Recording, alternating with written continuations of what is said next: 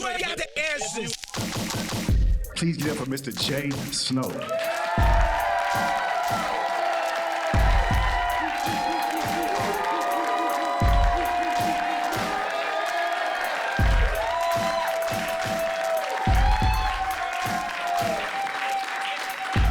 That's beautiful, man. I appreciate y'all, man. It's been a tough year, dog. This year alone, I spent over 30 days in the hospital. You know what I'm saying? When I was in the hospital, I got the call to do this. He was like, yo, Snow, you want to record your half-hour comedy special? I was in that bitch like, yes! Yes, please. So thank y'all for coming, man, for real. I'm happy to be here. Anyway, let's get to it. I'm from Compton, you know? Hell yeah. Home of the 4-time undisputed rap beef champions. You know? Birthplace of Dr. Dre, Gangsta Rap, Serena Williams, me. And of course, Kendrick Lamar. You know? When he dropped Not Like Us, I felt like Compton won the Super Bowl. You know? My favorite part about that beef is that nobody died, you know? Because Compton is in a good place now. You know, we just got our bike lanes. We just got Tesla chargers. I wouldn't charge my Cybertruck there, but it is bulletproof. You know, we still get ice cream trucks. They don't come down the block till 9 o'clock at night. The nigga's selling way more than ice cream. You know? He don't even play the song. He just pull up and go, bum, bum. You got 5 minutes, girl. You know? Compton is crazy. I travel a lot, and I tell people I'm from Compton, and I don't like that the first thing people bring up is Boys in the Hood. Like, is it still ghetto like Boys in the Hood? I'm like, no. How does Compton have a reputation that's 30 years old? You know what you didn't see in Boys in the Hood? Whole Foods. I mean, we still ain't got one. So lay away, you know? Compton has this reputation, man, about gang violence. When you think of Compton, you think gang violence, and people don't even know the history of it. So it bothers me. I gotta tell people, you know? The Bloods and the Crips were not the first gang in Compton, you know? Because in the 1950s, Compton used to be an all-white suburb, you know? It was basically golf before Tiger Woods, you know? All white, you know? And then after World War II, blacks and Mexicans started to move into the city because at the time, that was one of the few places they could get a house. And white people was like, fuck that. They started a gang called the Spook Hunters. Yeah, that's how flagrant they were with their gang name. It's like, imagine if before the Crips rebranded, they were called the Cracker Crackers.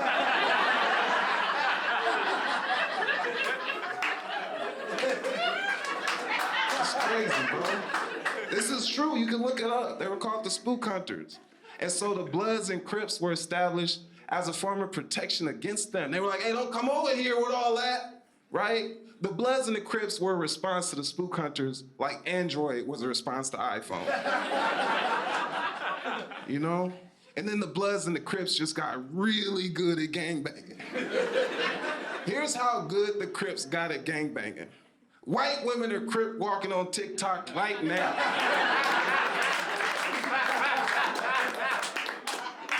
You know what I'm saying? Spook Hunters couldn't compete with that type of influence. So they formed a whole new gang called the Police.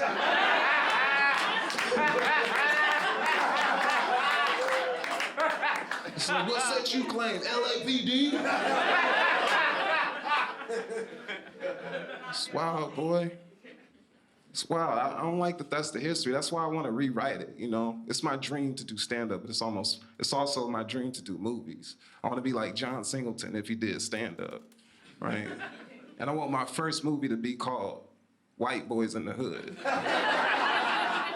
Starring Ben Affleck and Matt Damon. You know? I want to recreate all those famous scenes. You know the one where Ricky get killed in the alley? Instead, it's Zac Efron. You know? Matt and Zach are side by side walking down the alley, aimlessly scratching lottery tickets, drinking whole milk. You know? Matt sees out of the corner of his eye a red car at the end of the alley. The window cracks. It's Ben Affleck in there. And he got the shotgun, right? Cue the saxophone.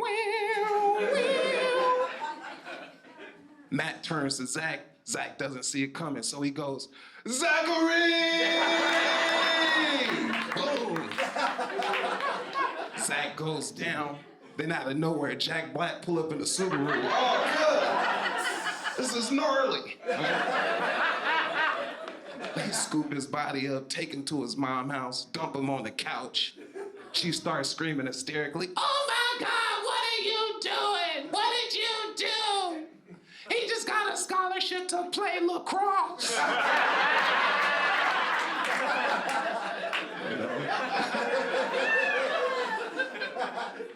Then you see the end credits, right? White Boys in the Hood. Written by Jay Snow. Directed by Tyler Perry.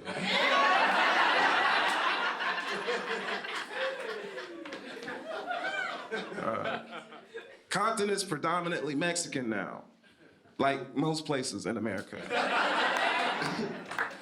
You know, Mexicans are dominating shit. Like McDonald's, for example. They have monopolized McDonald's. You can't go to a McDonald's in the city without hearing, welcome to McDonald's, how can I take your order, please? Let me get a Big Mac. Oh, Big Mac! No cheese. Sin queso!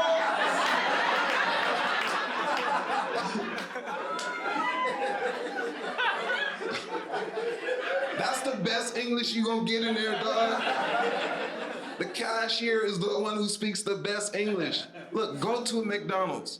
The further into the restaurant you look, the less English they speak. You can't talk to the nigga on the fries. He's not even supposed to be in the country.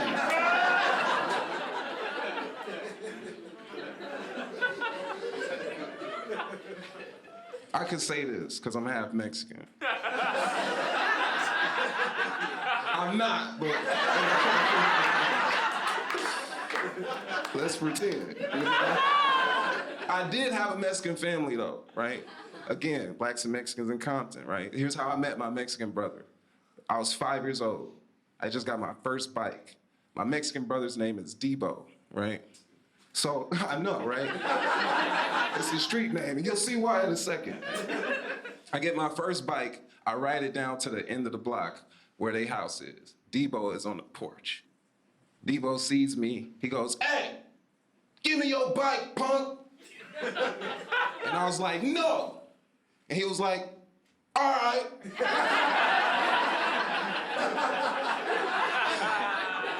And then we became best friends. You know, it was an attempted robbery that ended in brotherhood. And I got to spend a lot of time with them, man. I learned how resilient Mexican people are because they spent the night at my house. I spent the night at their house for years. Years I would go over their house. I ain't seen these niggas drink water one time.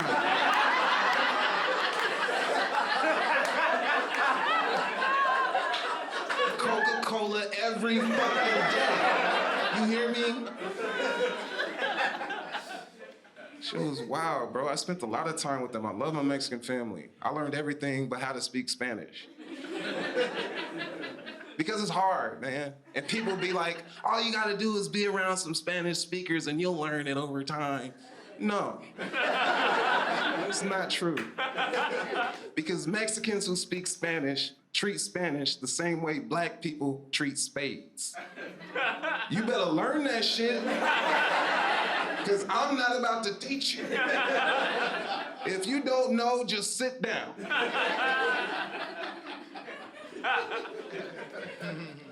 One time, his older brother's named Gerardo, right? One time, Gerardo got mad at me. He confronted me. He was like, hey, fool, you've been around us for a long time. You don't know how to say baño? It's like, nah, this motherfucker be asking for tacos and enchiladas. And Debo's like, chill. And then he switched to Spanish, because, that's what they do when they say the shit they really want to say. He was like, nah, fuck that. Lo único que este güey sabe decir es quiere comer. Nada más.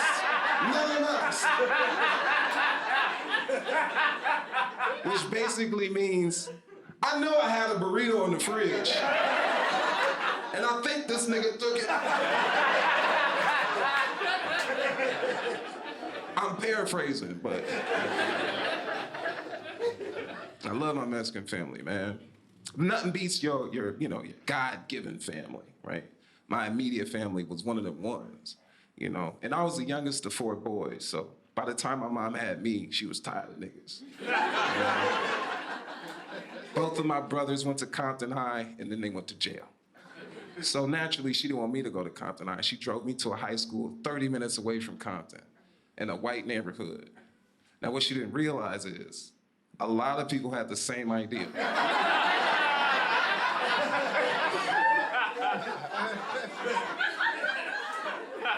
So now I'm at this school with white people and my neighbors. And the white kids were crazier than the black kids, because they were just more ambitious, Like, black kids will come see the white kids on their Nextels and be like, hey, you see him over there? I'ma steal that nigga's phone. White kids will come to school, see a black kid with the Pop Smoke braids, and it's like, you see him over there? I'ma steal that nigga's culture.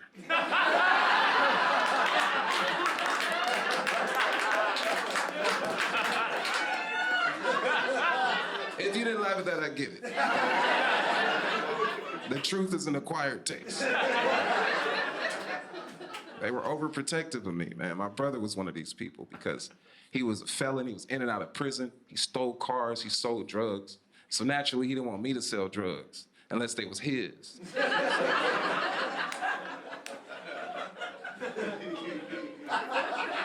Gotta keep it in the family, He hated my friends growing up. He didn't like any of my friends. Whenever he saw me around my friends, he would stop his car in the middle of the street, get out, and be like, you can't be hanging with them, because you're gonna end up dead or in jail.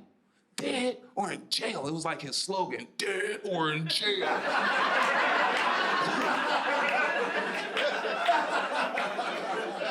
It was crazy to me, because the first time I went to jail, I was with my brother. It was that nigga's day to babysit. He took me to this house where him and 10 of his friends were harboring a stolen vehicle, right? What they didn't realize is that the car had LoJack on it. So while they inside parlaying and celebrating, police surround the house. They catch wind of it, and this was the first time I got to see 10 friends forget they were friends instantly. Niggas start jumping out the window. Somebody jumped through the door. Another nigga tried to jump through the wall like Bugs Bunny. The wall nigga got caught. He thought it was a game.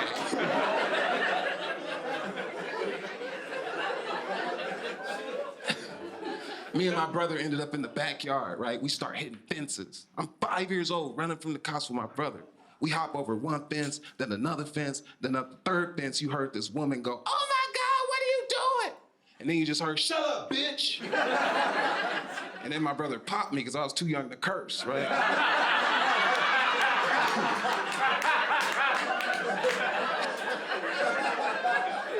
So we running. We get to this brick wall that's too high for me to climb. So I freeze, which gives the cop just enough time to catch up. And he draws his weapon on us and says, stop or I'll shoot you both. And it was something about the way he said both that made me realize, I'm 5. I should be coloring. I'm looking at my brother, he's shaking his shit. I have to check him like, get it together, nigga. Don't say shit till we lawyer up.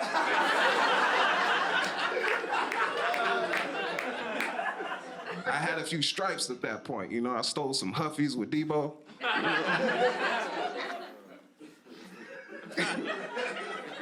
It's crazy, man. My family was overprotective. My brother, I don't know why, but now that I'm older, he's starting to get real competitive with me for some reason. And I don't know why, right? Like, I was in New York for pretty much all of 2022. I got the opportunity to write on my first late night show for HBO. It was dope. Until they asked me to write the first episode. They wanted it to be about the economics of baseball. I was like, if y'all want me to quit, just say that. I like New York for a few reasons. The main reason I love New York is because it reminded me of my love for overt racism. You know? Because in LA, I like to call it normal racism. It's sneaky. You don't see it coming. It's like, imagine if this was a zombie movie, right? Only you didn't know who the zombies were until they tried to touch your hair or some shit. You'd be like, Rebecca, this whole time, bitch.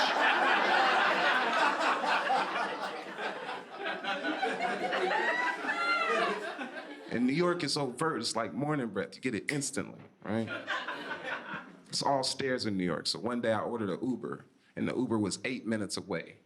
So I run downstairs to wait for the Uber. The driver literally pulls up to me, looks me in the eyes, cancels the ride, drives off. I was pissed, because he could have did that before he even came. He saw my profile picture. I was mad because he made me wait 8 minutes for racism to arrive. But anyway, while I was in New York, right, I missed my mom's birthday for the first time. So from New York, I sent her a card and an edible arrangement, right? And out of nowhere, I get a text from my brother that reads, "You sneaky piece of shit." Right. I responded like, "What are you talking about?" He said, "Why didn't you put on the card that it was from all of us?" And I said, "'Cause it wasn't."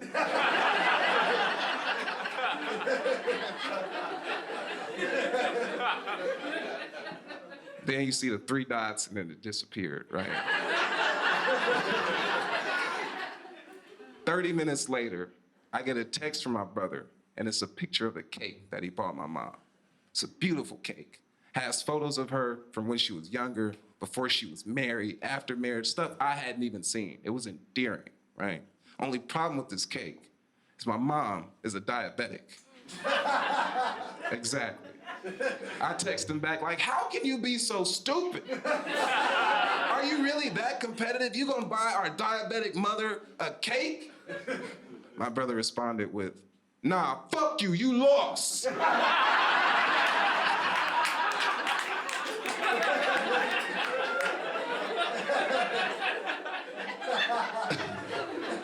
It's a true story. And I responded with, "No, we're both about to lose our mom. You idiot."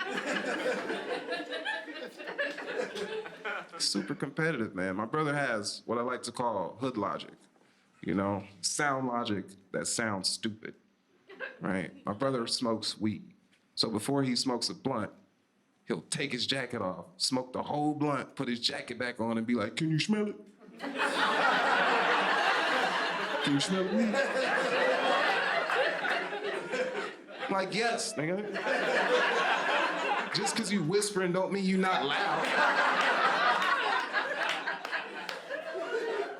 It's hood logic, right? Sound logic that sounds stupid. I was young. One time I didn't know how to talk to girls. So I asked my brother for advice. And he looks at me and he goes, "Listen, you can't treat a queen like a hoe because she won't allow it. And you can't treat a hoe like a queen because she won't appreciate it." And I was like, "Nigga, I'm 12. This note says, do you like me, yes or no? Do I give it to the bitch or not? What is this riddle?"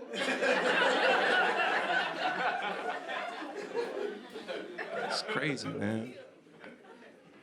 My brother's insane, dog. In 2019, he went back to prison because he got homesick, right? We all got one in the family. And in that moment, I decided to give up my Hollywood apartment. I was living in Hollywood, pursuing my dreams at the time. And once I heard the news, I said, I'm giving that up and I'm moving back to Compton so that he has a house to return to when he gets out, right? And people were like, why would you do that? You're going back to Compton. I'm like, it's my hometown. What's the worst that can happen, right? 6 months later, I get shot at by my neighbor. And I only call him my neighbor because I no longer feel comfortable calling him my friend from high school. I got shot at over pussy I didn't even get, right? And this all took place early. So for context, right?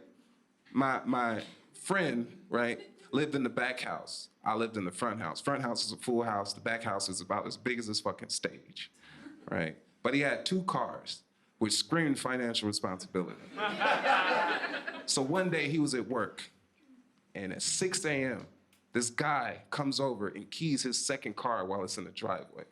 My friend sees this on the Ring camera at work, leaves work to come home. He gets home by 7 a.m. to assess the damage. By 8 a.m., I get up, because that's when I usually get up. My morning routine consists of yoga, smoothies, and meditation, like most niggas from Compton. I'm thinking I'm about to have a great day. I get up, I notice my brother's car is on the street. He's about to get a ticket for street sweeping. So I go out to move his car.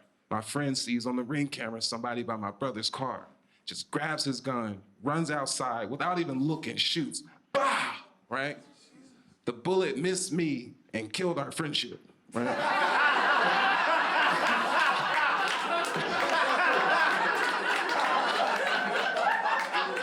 I was like, unfollow, right?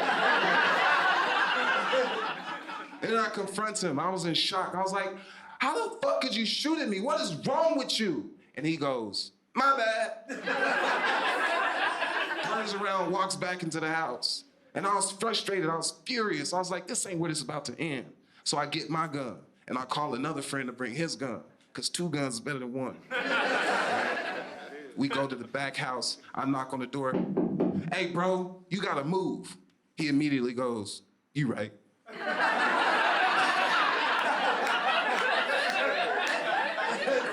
You can't shoot at the landlord, dog. It trumps loud music, late payments. You know? And I know some of y'all probably thinking, that's it? You didn't call the cops? I didn't. He was my friend and a felon in possession of an illegal firearm that I sold him. I didn't know I had to put "don't shoot at me" on the receipt. I have a crazy family, bro. And you would think my brothers are probably the craziest in my family, but it's not. It's my sister, you know? Because she almost killed a dude, her husband. Well, she didn't almost kill him, right? He attempted suicide. He failed, but he tried. And she would have me believe that this took place because she asked for a divorce.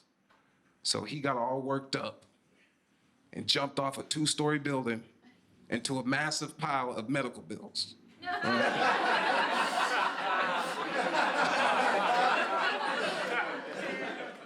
I don't think that's what happened, right? Because at the time that this happened, they were arguing. And my sister can argue. What I think he tried to do was end the argument in a very extreme way. But you can't do that, fellas. You're not gonna end the argument with your girl, especially your wife. So what did she do? Go to the hospital. To do what? End the argument. This man broke his leg, his arm, he had a cut around his chin. She still went to the hospital, sat right next to his bed while he was hanging off of deer beeps. And she says, look at your dumb ass. You can't take a little criticism, can you? Huh? Here you go, always saying you're gonna do something you never do. And then she got mad. It's like, divorce me. She grabbed his arm, the nigga woke up.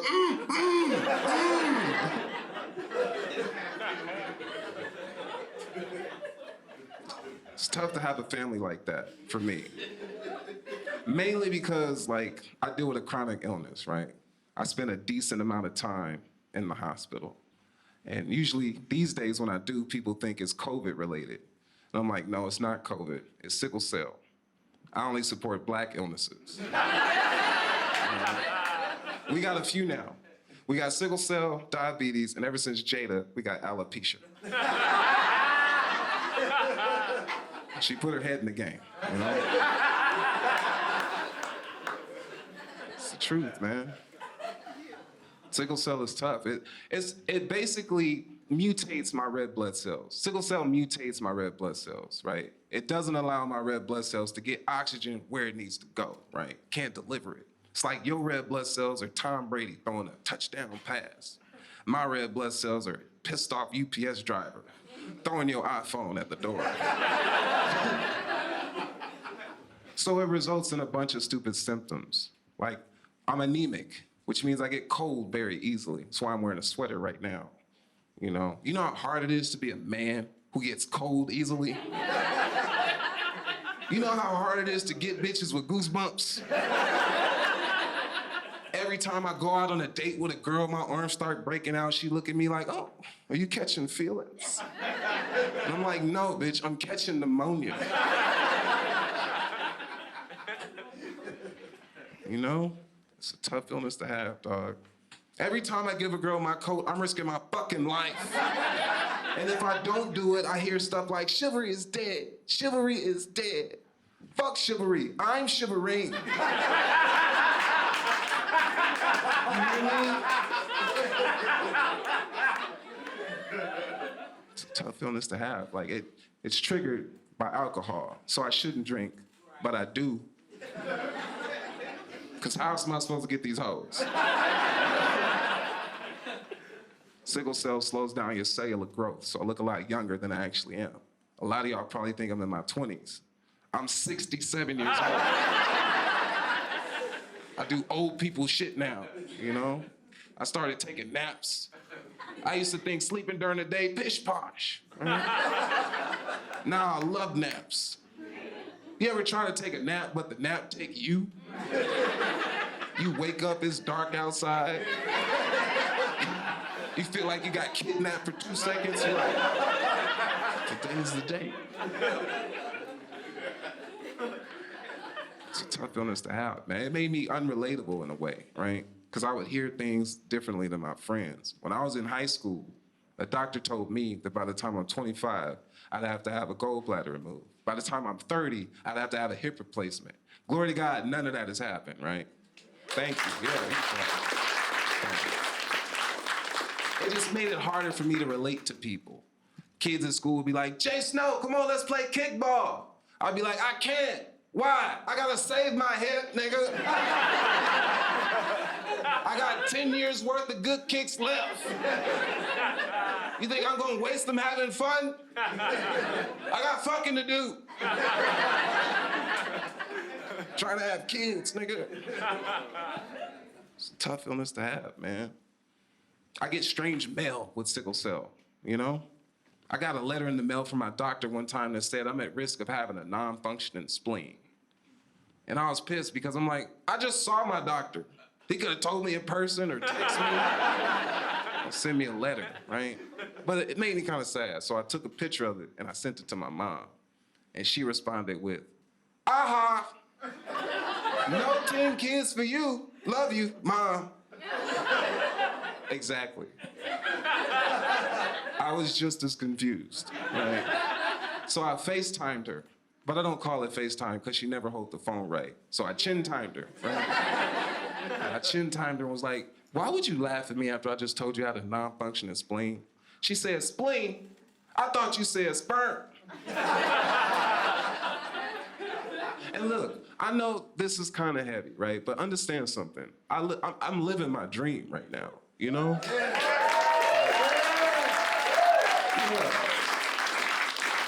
I traveled the world, you know? I've done things that I wanted to do for my whole life, so I have a good life, right? I just deal with dumb shit all the time, right?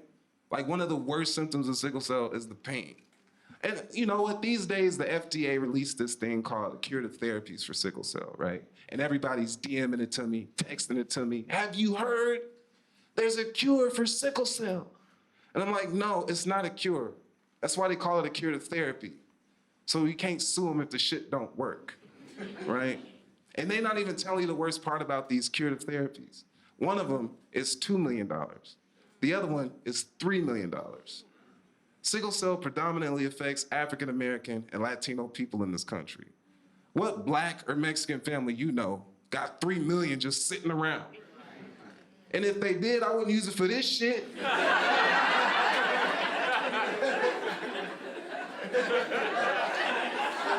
Hell no. The best that these pharmaceutical companies could do with these curative therapies is incentivize them, right? Just pay Black and Latino families $3 million to kill the nigga with sickle cell. I know that's extreme, but it'll cure a few things, right? One, it'll eradicate this illness. Two, it'll give Black and Latino families a fair chance at generational wealth. Three, and this is a sadder fact, is we'd have to see America descend into sickle cell Hunger Games edition, you know? You'd have to watch out for booby traps when you go to Burlington Coat Factory. People will start claiming sickle cell who don't even got it. I got sickle cell, where's my $3 million? Sir, you're white. I'm Creole. You'd hear about people dying in strange ways. Did you hear what happened to John? No, what happened? He died. How? He put on a heating pad and had fentanyl in it.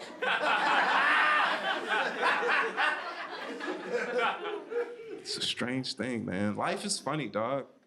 And even when life ain't funny, it's up to you to find a way to make it funny. Because sometimes it's the only way to get through a really dark time, right? And I developed this skill at a very young age, before I even knew I had it. I was 10 years old, right? And my father had just died. Don't worry, I didn't know him any more than y'all did. Right? But I remember it like it was yesterday. It was Thanksgiving, and my Cowboys was losing, right? So my auntie pulled me to the side, and she was like, hey, I gotta tell you something. And I was like, what? And she was like, something happened to your father. And I was like, who? And she was like, stop being a smart ass, right? She was like, your dad got in with the wrong crowd. You know, he started taking some hard drugs. Him and two of his friends broke into a warehouse after hours. While he was inside, this alarm got tripped and the gate started to close. They tried to make a run for it. One person got out, second person got out, the third person was your dad. And he got pinned by the gate, suffocated, passed. Right. My 10-year-old brain couldn't even process this. The first thing I did was just blurt out, there's no way he got into heaven.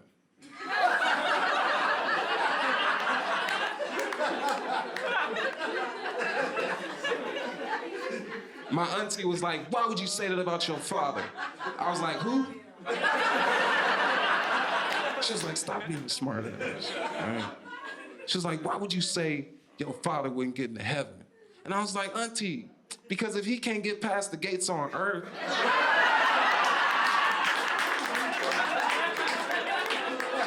how are we gonna get past it?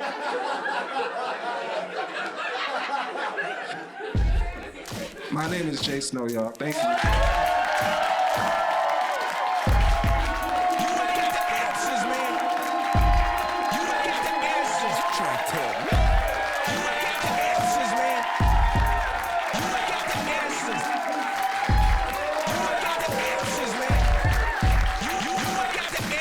Trying to tell me. I pitched a show to every network you could think of. Yeah, they blew it. See, I was in my bag, then you made me mad. Now I gotta show you I'm the best you never had. I was in my bag, then you made me mad. Now I gotta show you I'm the best you never had. Cause you ain't got the answers, man. Nah.